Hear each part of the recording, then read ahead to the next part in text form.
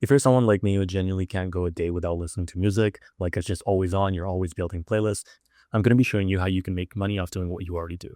Because there's already a way to make money off of this habit that you have.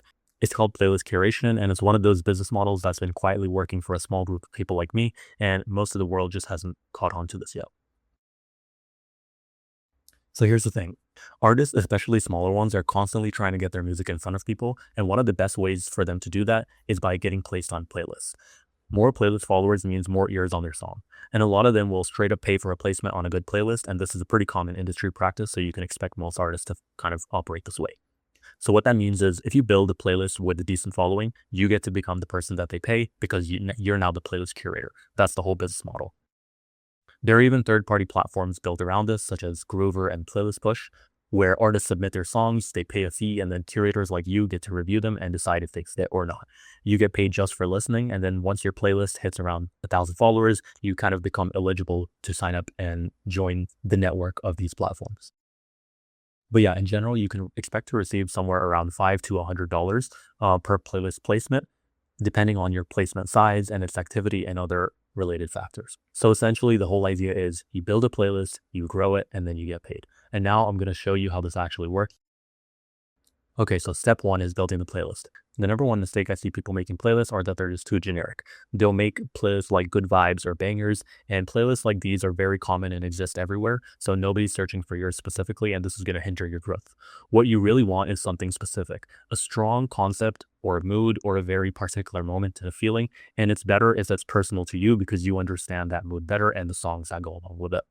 So instead of just saying like chill music, you would ideally want to have your playlist theme revolve around songs that feel like driving at 2 a.m. with nowhere to be.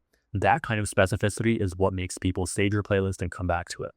Once you've got that concept, there are three other things that actually matter. The next is the cover image. Ideally, you want to keep this simple and bold. Things like iconic photos, memes, and artist portraits work very well because people immediately recognize them and then get an idea of what the vibe is.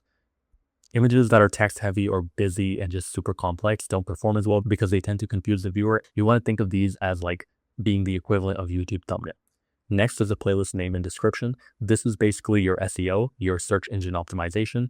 You want to use keywords that people are actually searching. And in the context of music and playlist, these are things like slang and moods, such as this example here. In your playlist description, it also helps to throw related artist names and keywords into your description so that Spotify knows what your playlist is about. Lastly is the song selection and specifically the songs themselves. In a playlist, you want to aim for around 50 to 100 tracks because having too little tracks won't keep people for long and having too many tracks will just confuse people and turn them away. And specifically, your first 5 songs are the make or break. These are what someone sees when they first land on your playlist for the first time. So ideally, your first 5 songs, you want to lead with your strongest, most recognizable stuff. And on the right here is an example playlist I've grown in around 4 weeks to around 1.2K followers. And as you can see, it kind of incorporates all of these factors that I've been talking about, which has led to its success. Step 2 is growing your playlist using TikTok. Okay, so this is where it actually gets pretty interesting. TikTok is genuinely the fastest way to grow a Spotify playlist right now because it's one of those social platforms that are geared toward entertainment style content, which includes music. The simplest content format and the best one to start with is just a simple screen recording of your playlist with the song playing in the background and having a text hook over it. That's it. First is like the hook. The hook is everything. An example like songs that make you feel like the main character is going to stop someone scrolling way more than a hook like check out my banger playlist. One actually makes you feel something. Ideally, you want the hook to hit an emotion such as nostalgia, relatability, curiosity, etc. To get an idea of this and actually get better at making hooks, what I'd recommend you do is study what other curators in your niche are posting. You'll start to see what actually works and develop your own methods. And lastly, in terms of schedule, you want to post consistently, ideally a few times a day. You're not going to go viral off one video. That's impossible. What you have to do is you have to experiment, you have to test hooks and song snippets until you find combinations that reliably get you views and pull in followers. When something works, you can double it down on those formats. Okay, step 3 and kind of the last stage is monetizing your playlist. Once you've got a following, you have 2 options in terms of how you want to monetize them. You can do either or you can even do both. The most straightforward is just signing up to a third-party platform like Groover, Playlist Push, and stuff like that. Here, artists submit their tracks and you review these tracks and you get paid for reviewing them. It's pretty hands-off and straightforward. Platforms like these also have playlist criteria. In general, they want your playlist to have over 1,000 followers and have playlists that are active. The other method is the direct method.